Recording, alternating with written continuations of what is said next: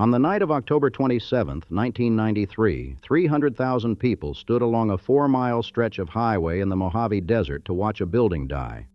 The Dunes Hotel, 38 years old, once home to the tallest sign on the Las Vegas Strip, had been wired with 400 pounds of explosives and wrapped in a fireworks display that cost more than most American houses.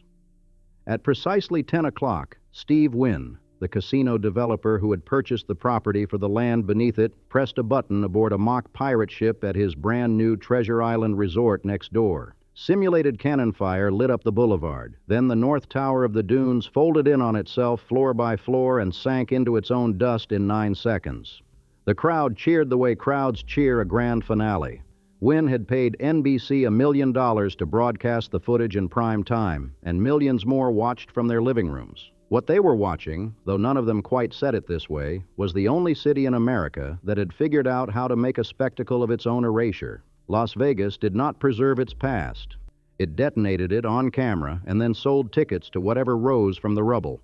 That impulse to build something astonishing, extract every dollar it can yield, and then blow it to pieces the moment the next idea arrives, is not a quirk of Las Vegas. It is the city itself. Every chapter of its history is a variation on the same transaction. Someone makes a bet that people will come to the desert if you give them what they cannot get at home, and then someone else makes a bigger bet and tears down whatever came before. The cycle has run continuously for over a century. It has made Las Vegas the most improbable major city in the Western Hemisphere, and in a sense the most American, a place where the market, not memory, decides what deserves to stand. To understand how that cycle started, you have to go back to the desert before there was anything here at all. In 1829, a Mexican scout named Rafael Rivera broke away from a trading party traveling between Santa Fe and Los Angeles and rode west into the basin of what is now southern Nevada. What he found was an anomaly. In the middle of a landscape so dry that annual rainfall measured in the low single digits, artesian springs fed a valley of wild grasses. The Spanish called it Las Vegas, the meadows. For the next 70 years, nobody did much with the information. Mormon missionaries built a small fort in the 1850s and abandoned it within 2 years. A few ranchers took up land near the springs. The population, such as it was, could have fit inside a single building. What changed everything was a railroad. In 1902, Montana Senator William Andrews Clark, already wealthy from copper mines, purchased nearly 2,000 acres of land and the water rights that went with them. Clark was building a rail line to connect Salt Lake City to Los Angeles, and he needed a refueling stop in the desert. Las Vegas, with its springs and its position roughly halfway between the two cities, was the logical choice. On May 15, 1905, Clark's Las Vegas Land and Water Company auctioned off 110 acres in a 2-day sale. 1,200 lots went on the block. The bidding was fierce enough that Clark made back a substantial portion of his investment in 48 hours. A town appeared, almost overnight, on a grid of dirt streets bounded by Stewart Avenue, Garces Avenue, Main Street, and 5th Street, the road that would eventually be renamed Las Vegas Boulevard. By 1911, the settlement had incorporated as a city, though city was generous. The population was barely over 1,000. The principal business was servicing trains. For the next 20 years, Las Vegas existed in a kind of drowsy stasis, a desert whistle stop with a single paved street, Fremont, and a reputation for lax enforcement of whatever laws the rest of the country took seriously. Prohibition barely registered. Brothels operated on Block 16, more or less openly. By 1930, the census counted 5,165 residents. Then, in a span of months, 2 unrelated events cracked the place open. On March 19, 1931, Nevada legalized gambling. The state had actually permitted it before, from its founding until 1910, when the legislature banned it in a fit of progressive-era conscience. The casinos simply moved underground. The 1931 relegalization was partly pragmatic. The Depression was devastating Nevada's mining economy, and lawmakers wanted revenue, and partly an acknowledgement that the ban had never really worked. Either way, the timing was extraordinary, because 6 weeks earlier, President Hoover had ordered construction to begin on the Boulder Canyon Dam, later renamed in his honor, just 26 miles southwest of town. The dam project was the largest public works undertaking in American history. More than 20,000 people traveled to southern Nevada hoping for a job. At peak employment, 5,251 men worked the site daily, blasting tunnels through Black Canyon in temperatures that regularly exceeded 120 degrees. 96 workers died during construction. The federal government built a model town called Boulder City to house the labor force and deliberately located it away from Las Vegas, which Interior Secretary Ray Lyman Wilbur dismissed as a boisterous frontier town. But the workers came to Vegas anyway, on payday especially, because Vegas had what Boulder City did not: bars, gambling, and women. The city's population jumped from about 5,000 to 25,000 in roughly a year.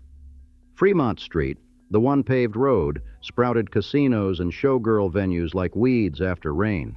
And when the dam was finished in 1936, 2 years ahead of schedule and under its $49 million budget, it left behind something almost as valuable as the jobs: cheap electricity. Enough of it to light a city that did not yet exist, but was already beginning to imagine itself. The man who first saw the next version of Las Vegas was not a gangster or a politician, but a California hotel operator named Thomas Hull. Hull owned a chain of motor hotels called El Rancho, with locations in Sacramento and Fresno. Around 1940, encouraged by a Las Vegas civic booster named Big Jim Cashman, Hull drove down Highway 91, the two-lane blacktop connecting Los Angeles to Salt Lake City, and bought 66 acres of raw desert at the intersection of what is now Las Vegas Boulevard and Sahara Avenue. The land cost him somewhere between $5,000 and $15,000, depending on which account you trust. It was outside the city limits, which meant fewer regulations and lower fees. On April 3, 1941, Hull opened the El Rancho Vegas, 65 rooms in cottage bungalows arranged around a swimming pool, a casino, a steakhouse, and a showroom. He had the pool built close to the highway so that drivers baking in the desert heat would see the water first. The whole thing cost $425,000. Most of Las Vegas showed up for opening night. Hull arrived in blue jeans and boots while his guests wore tuxedos. "Howdy, podners," he said. "Come as you are." What Hull had done, without fully realizing it, was invent the Las Vegas Strip. He had taken a highway, a road designed to move people through the desert, and turned it into a reason to stop.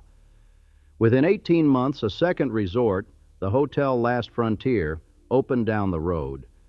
The concept was proven. Build something on Highway 91, and the cars from Los Angeles would pull over.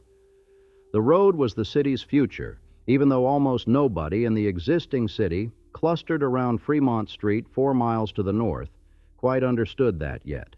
The war accelerated everything. The Army Air Corps established a gunnery school northeast of town. It would become Nellis Air Force Base, and Las Vegas filled with young servicemen with money and time to kill.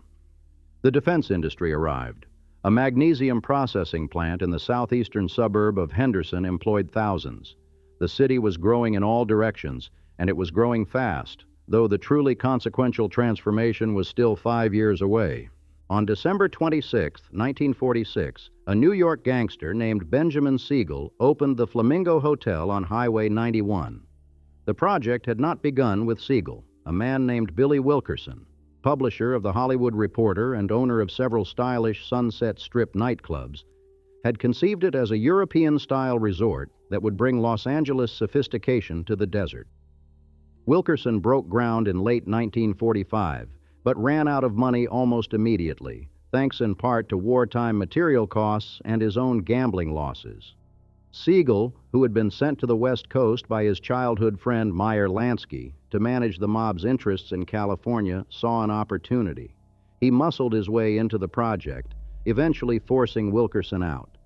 The budget was originally $1.2 million. It ended up costing $6 million. Where the money went is a matter of some dispute. Wartime inflation, Siegel's mismanagement, and the skimming habits of his girlfriend, Virginia Hill, all played a role. But the overruns enraged Siegel's investors, men whose displeasure carried mortal consequences. The grand opening was a debacle. A rainstorm grounded the Hollywood celebrities who were supposed to fly in from Los Angeles. Jimmy Durante headlined before a half-empty casino. Gamblers who didn't have hotel rooms, the hotel wing wasn't finished, took their winnings, and left. The Flamingo lost $300,000 in its first week and closed within a month. It reopened on March 1st, 1947, and by May, it was finally turning a modest profit. It was not enough to save Siegel. On June 20th, 1947, he was shot through the window of Virginia Hill's Beverly Hills home while reading the Los Angeles Times. The crime was never solved, and no one who knew anything expected it to be. Here is the detail that mattered more than Siegel's death. After the mob took full control of the Flamingo, the resort earned a $4 million profit in its first complete year of operation. $4 million. In the desert. From a building that everyone said was a disaster. That number traveled through certain circles like an electrical current. Within a decade, the Strip had the Desert Inn, the Sahara, the Sands, the Riviera, the Dunes, the Tropicana, the Stardust. Each was financed, in whole or in part, by organized crime. The Teamsters Pension Fund was a particularly popular source, and each was more lavish than the last. The formula was simple and, for a while, almost foolproof. Build a resort, stock it with entertainment, skim the profits, and let the desert sun do the marketing. But in January 1951, another kind of light appeared over the desert. The United States government began testing nuclear weapons at a site just 65 miles northwest of Las Vegas. The first detonation, a 1-kiloton bomb dropped from a B-50 bomber, lit up the sky before dawn on January 27th. In any other city, this would have been cause for alarm. In Las Vegas, it was a business opportunity. Within days, the Chamber of Commerce was printing calendars with upcoming test schedules and distributing them to hotels. Casinos organized dawn bomb parties on their rooftops, where guests could sip atomic-themed cocktails. The atomic cocktail was the most popular, while watching the horizon flash white. Hair salons offered the atomic hairdo, piling a woman's hair into a mushroom cloud shape. The Sands held a pageant to crown Miss Atomic Bomb. The Horseshoe Club ran newspaper advertisements boasting about its excellent views of the detonations. Between 1951 and 1962, when above-ground testing was banned by treaty, hundreds of nuclear devices were exploded within sight of the Strip. Some mornings, hotel guests standing by the pool could watch a mushroom cloud rise over the mountains and feel the shockwave rattle the windows. The city absorbed even this into its economy of spectacle. The bomb was just another show. Through the 1950s and into the 1960s, the Strip became synonymous with a particular brand of American glamour: louche, nocturnal, faintly dangerous. The population of the city proper had reached nearly 25,000 by 1950, and Clark County as a whole was approaching 50,000, roughly 10 times what it had been 2 decades earlier. But visitors were what mattered, and visitors were arriving in numbers that dwarfed the resident population. In 1954, 8 million people came to Las Vegas. By 1960, the figure had passed 14 million. They came for the gambling, obviously, but also for the shows. And no show defined the era like the one at the Sands. Frank Sinatra, Dean Martin, Sammy Davis Jr., Peter Lawford, and Joey Bishop held court in the Copa Room in a residency so famous it needed no formal name, though the press called them the Rat Pack. They performed 2 shows a night, often visibly drunk, ad-libbing routines that were part concert, part comedy act, part display of friendship so effortless it made the audience feel they had stumbled into a private party. The Sands paid Sinatra handsomely and gave him a piece of the casino. In return, Sinatra delivered something money couldn't easily buy: the sense that Las Vegas was where the most glamorous people in America wanted to be. The arrangement was mutually beneficial in more complicated ways, too. The performers drew crowds, the crowds gambled, and the casino's owners, men with names like Lansky and Dalitz and Accardo, collected the revenue, both the reported kind and the unreported kind. The FBI estimated that the mob skimmed millions per year from strip casinos through the 1950s and 1960s, siphoning cash from the counting rooms before it could be recorded. In November 1950, Senator Estes Kefauver had opened a nationally televised investigation into organized crime with a hearing in Las Vegas, and the testimony confirmed what everyone already knew. the city's most prosperous businesses were funded and controlled by men who answered to no board of directors and kept their real books in their heads. Las Vegas had become, by the early 1960s, a place where the entertainment industry and organized crime existed in a symbiosis so complete that separating them would have required dismantling the city entirely. Then, on Thanksgiving weekend 1966, a man in blue pajamas arrived on a private train and began, almost accidentally, to do exactly that. Howard Hughes, aviator, filmmaker, defense contractor, and the most famous recluse in America, had just received nearly $500 million from the sale of his Trans World Airlines stock and needed to avoid California state taxes on the windfall.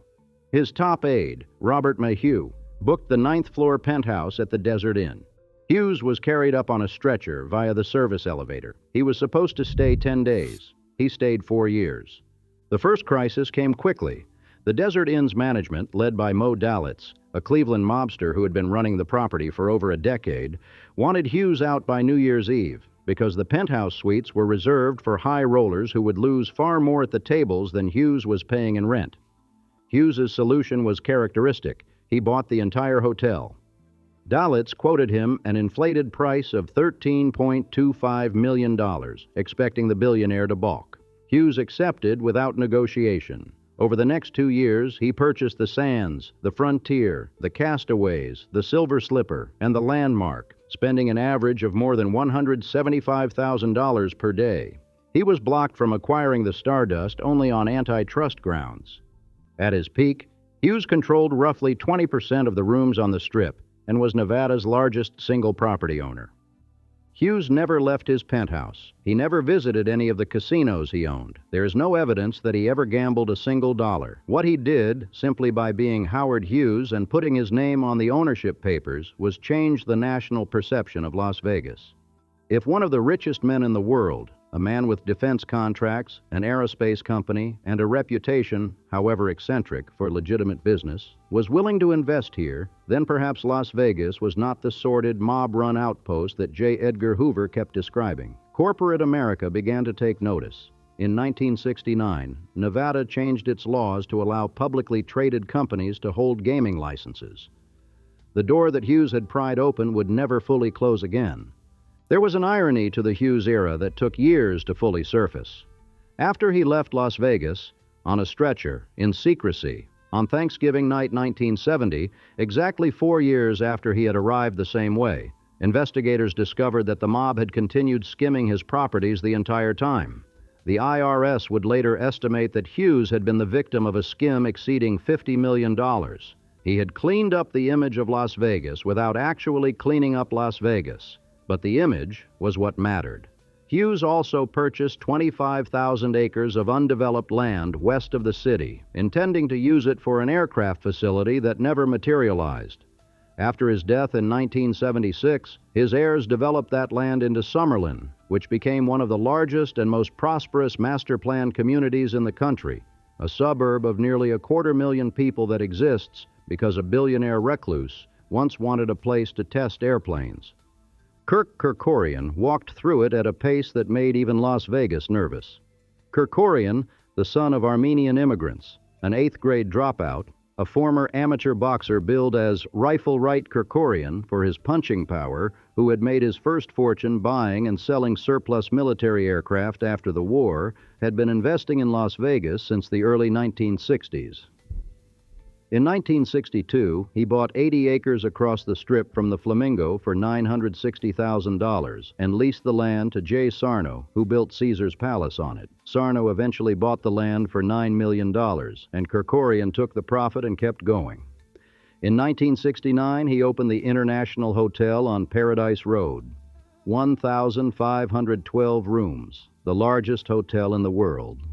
Elvis Presley performed the opening engagement and would play 837 consecutive sold-out shows there over the next 7 years. In 1973, Kerkorian opened the original MGM Grand on the Strip, 2,084 rooms, again the world's largest, built for $107 million and named after the movie studio he had recently acquired. Then, on November 21, 1980, an electrical fire that started behind a deli refrigerator raced through the MGM Grand in minutes, killing 87 people and injuring hundreds more. It was the worst disaster in Las Vegas history, and at the time, the second deadliest hotel fire in the nation's history.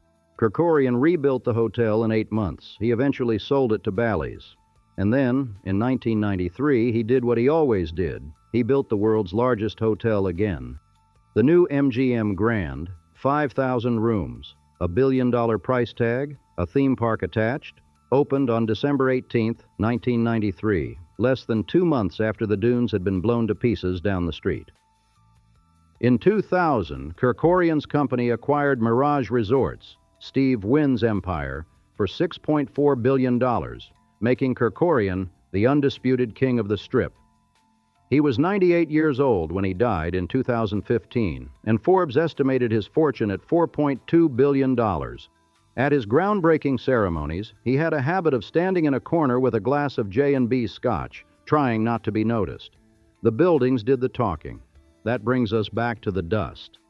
Because the dunes implosion was not just a demolition, it was the opening ceremony of an era. Steve Wynn had bought the dunes for the 36 acres beneath it, and on those acres, he intended to build the Bellagio, a resort modeled on the Italian lake town, with a man-made lake in front of it that would stage choreographed fountain shows set to opera and Frank Sinatra songs. The Bellagio would cost $1.6 billion and open in 1998, setting a new record for the most expensive hotel ever constructed. But the Bellagio was itself only possible because of what Wynn had already proven with the Mirage. The Mirage is the hinge of modern Las Vegas, the bet that changed the math. In the late 1980s, the Strip was in a slump. No major resort had opened in 16 years. Clark County gaming revenue, though it had doubled from $1.7 billion in 1982 to $3.4 billion by 1989, was driven by volume rather than reinvention. Visitation had been falling for most of the decade before bottoming out and beginning a slow recovery. The conventional wisdom, unchanged since the 1930s, held that gambling was where casinos made their money, and everything else, the rooms, the restaurants, the shows, existed only to funnel customers onto the gaming floor. Wynn disagreed. He believed that a resort lavish enough, expensive enough, entertaining enough, could draw people who might spend as much money outside the casino as inside it. The concept required a scale of investment that made the industry's veterans physically uncomfortable.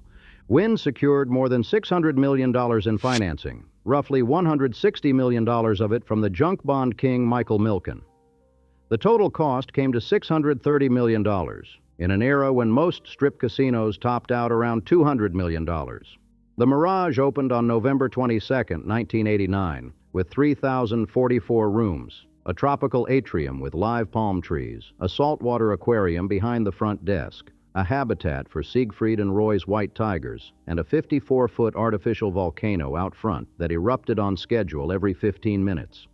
Within 30 minutes of opening its doors to the public, an estimated 40,000 visitors had walked through the lobby. A customer hit a $4.6 million slot jackpot on opening day. Wynn had calculated that the resort needed to earn $1.1 million per day just to cover its debt service. It exceeded that figure almost immediately and kept exceeding it. The Mirage was profitable from its first quarter and generated roughly $1 million in net profit per day through its early years. The signal was unmistakable. The bigger the bet, the bigger the return. And with that, Las Vegas entered its most frenzied period of construction and destruction.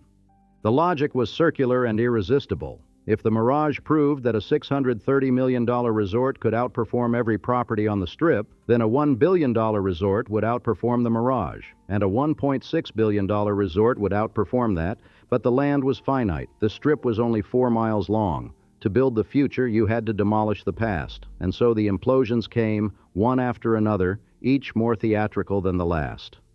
October 27, 1993, the Dunes, to make way for the Bellagio.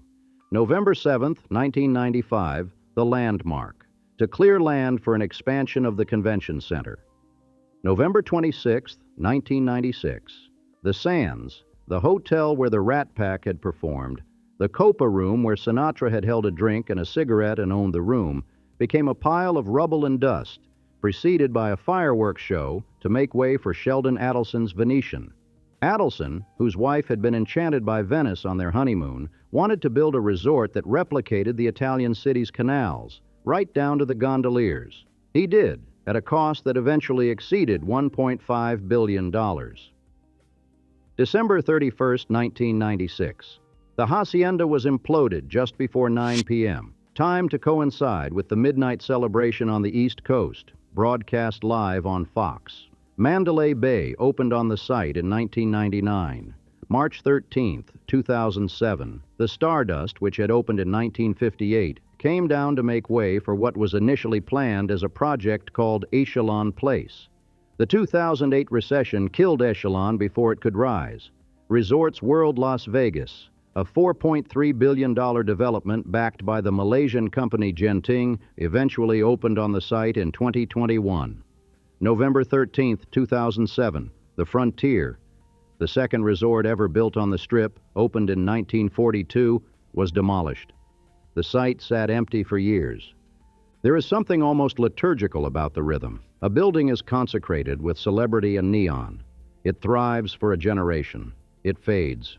It is ritually destroyed before an audience of hundreds of thousands. Something larger and more expensive rises in its place, and the cycle begins again. No other American city works this way. New York preserves Grand Central Terminal. Chicago landmarked the Wrigley Building. San Francisco fought a freeway to save the waterfront. Las Vegas blows up the sands and builds a replica of Venice on top of it. The impulse is not carelessness. It is, in a way, the city never articulates, but always practices, a kind of theology. What matters is not the building, but the experience. If a newer building delivers a more compelling experience, then the older building has no argument for its own survival. Sentiment is not a revenue stream. That theology reached its most extravagant expression in the late 1990s, when the Strip briefly convinced itself that Las Vegas could be a family destination. The Excalibur opened in 1990 with a medieval theme and a jousting show. The Luxor arrived in 1993, a 30-story black glass pyramid with a beam of light shooting from its apex that was reportedly visible from space. New York, New York opened in 1997, replicating a compressed Manhattan skyline complete with a roller coaster threading through scaled-down replicas of the Chrysler Building and the Statue of Liberty. The Venetian opened in 1999 on the rubble of the sands, with indoor canals, singing gondoliers, and a reproduction of the Piazza San Marco that was, in certain lights, more pristine than the original. These resorts cost between $375 million and $1.5 billion each, and they drew visitors in staggering numbers, more than 36 million in 1999 alone. The family experiment eventually faded. The themed spectacles remained. The most extravagant expression of the boom's ambition came in the mid-2000s, when Kerkorian's MGM Mirage partnered with Dubai World to build City Center, a mixed-use development on 67 acres between the Bellagio and the Monte Carlo. The project encompassed a casino resort, condominium towers, a shopping district designed by Daniel Libeskind, and a price tag of $8.5 billion, the most expensive privately funded construction project in American history.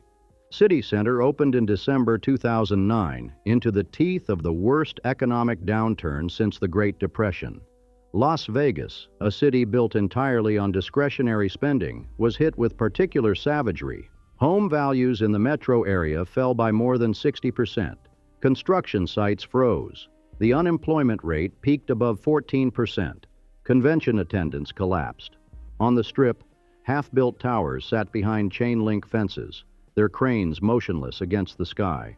The Fontainebleau, a 63-story tower that was to be the tallest building on the Strip, ran out of money when it was 70% complete and stood as a blue glass skeleton for years, a monument to the overreach that everyone had been too excited to notice. For the first time in its history, Las Vegas appeared to have made a bet it couldn't cover. It recovered, of course. It always recovers. The mechanism is the same one that has operated since 1905. Someone looks at the desert and sees not what is there but what could be there, and is willing to stake a fortune on the vision. In the 2000s, the vision was sports. For decades, no major professional league would put a team in Las Vegas. The proximity to legal gambling was considered radioactive. The NFL, the NBA, MLB, and the NHL all maintained policies, formal or informal, against it. Then, in 2017, the Vegas Golden Knights began play in the NHL, and the city responded with an intensity that startled even its boosters. The Knights reached the Stanley Cup final in their inaugural season and won the championship in their sixth. Suddenly, the gambling taboo looked less like a principled stand and more like a market inefficiency. In 2020, the Oakland Raiders completed their relocation and became the Las Vegas Raiders, moving into Allegiant Stadium, a $1.9 billion, 65,000-seat domed facility just off the Strip, financed in part by $750 million in public money from hotel room taxes. Formula One announced a Grand Prix on a circuit that would run directly down Las Vegas Boulevard, threading between the casinos. The first race, held on a Saturday night in November 2023, required the temporary closure of the Strip, an act roughly equivalent to shutting down Broadway for a car race. And then there was the Sphere. Meanwhile, the Mirage, Steve Wynn's masterpiece, the building that had launched the mega-resort era 35 years earlier, closed its doors on July 17, 2024.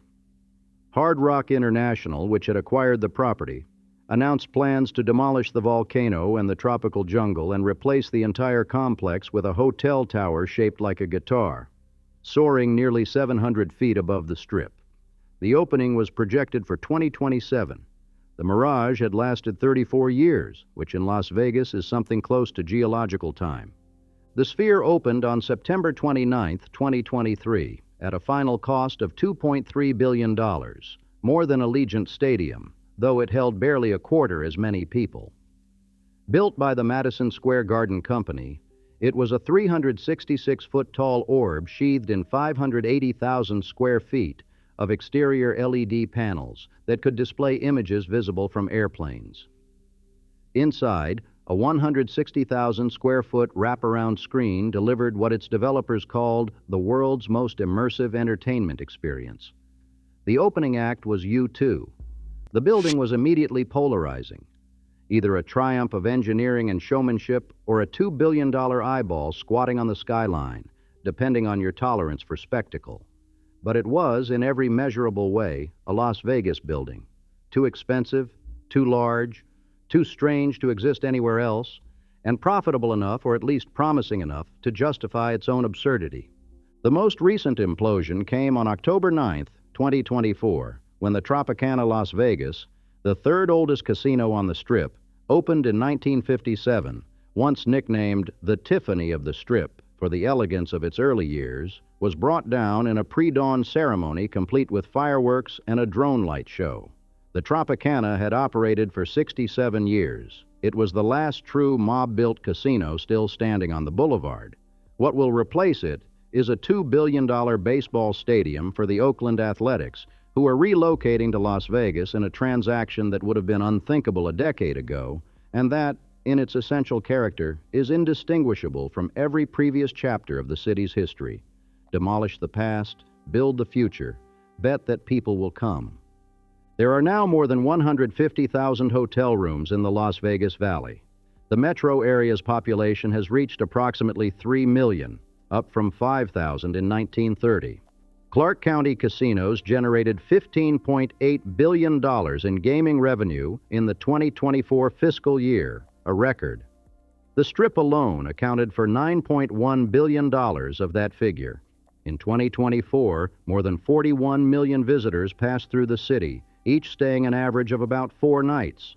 The convention business generated over $15 billion in economic impact. The tourism industry as a whole contributed roughly $60 billion to the local economy. These are numbers that would have been incomprehensible to William Clark, standing on his 110 acres of dirt in 1905, and yet they are the direct, logical, unbroken consequence of the decision he made, to build something in a place where nothing existed, because a road happened to pass through it. What Las Vegas has never produced, and what distinguishes it from every other great American city, is a civic architecture of permanence. There is no building on the Strip older than the 1960s that has not been fundamentally altered.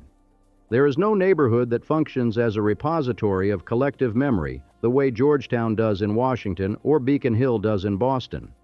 The Neon Museum, which opened in 2012, collects the old signs, the Stardust Starburst, the Sands Marquee, the Silver Slipper, and arranges them in an outdoor lot on the north end of Las Vegas Boulevard, where visitors can walk among them like artifacts in an open-air archaeological dig.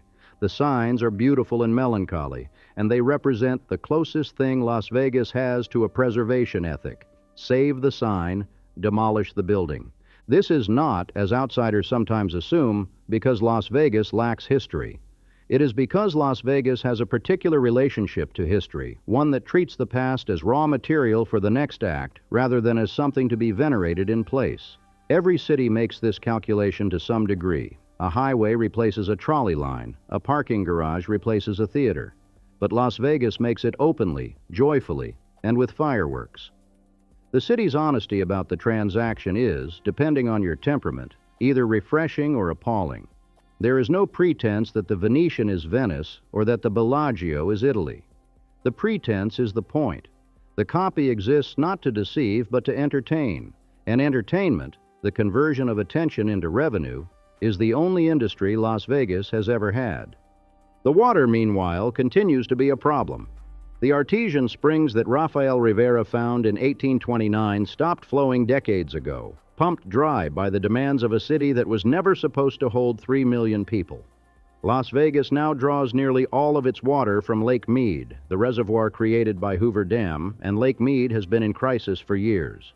By the early 2020s, the lake had fallen to levels not seen since the 1930s, when the reservoir was first being filled. A white mineral ring on the canyon walls, the bathtub ring, locals call it, marks where the water line used to be, 100 feet or more above the current surface. The Southern Nevada Water Authority has implemented some of the most aggressive conservation measures in the country, including banning ornamental grass, recycling nearly all indoor water, and building a third intake pipe deeper into the shrinking lake.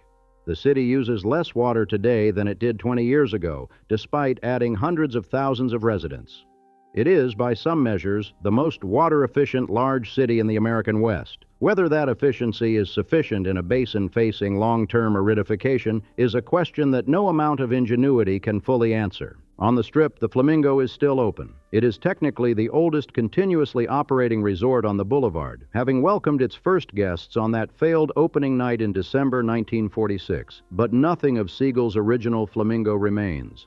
The last surviving structure from the 1946 building, a 3-story hotel wing, was demolished in 1993, the same year the dunes came down. What stands today is an entirely different complex, high-rise towers built in the 1970s, 1980s, and 1990s, renovated several times since, currently owned by Caesars Entertainment. There is a memorial plaque for Siegel in the Wildlife Habitat Garden. There is a steakhouse named Bugsy and Myers. The name endures. The building does not. In Las Vegas, that is what permanence looks like. The brand survives. The concrete is negotiable. A few miles to the east, on the site where the dunes once stood, the Bellagio's fountains perform their nightly choreography. Jets of water dancing to Sinatra's voice, or Pavarotti's, or the overture from some show that closed years ago. Tourists line the railing and hold up their phones. Behind them, the sphere glows like a second moon, its LED skin cycling through images that can be seen from space. Down the boulevard, a construction fence marks the lot where the Tropicana stood until a few months ago, and behind that fence, crews are beginning the foundation work for a baseball stadium that will cost more than every building Benjamin Siegel ever touched, combined. Across the street, the MGM Grand, Kirk Kerkorian's final monument, the world's largest hotel when it opened in 1993, is still the largest on the Strip, though it no longer holds the global record. That distinction has moved to Asia, where Las Vegas-style resorts now generate more revenue than the Strip itself. The road is still here, though. Highway 91, Las Vegas Boulevard. The Strip, it has had many names, but it has always been the same road, a line through the desert that somebody at some point decided was worth stopping on. Thomas Hull saw it in 1941 and put a swimming pool next to it. Bugsy Siegel saw it in 1946 and built a hotel that almost killed him and then did. Steve Wynn saw it in 1989 and built a volcano. Sheldon Adelson saw it in 1996 and built Venice. Someone will see it tomorrow and build something that none of us can yet imagine, on the rubble of something that we thought would last. That is not a tragedy. It is not a lesson. It is Las Vegas, the city that bets on itself, collects, and doubles down.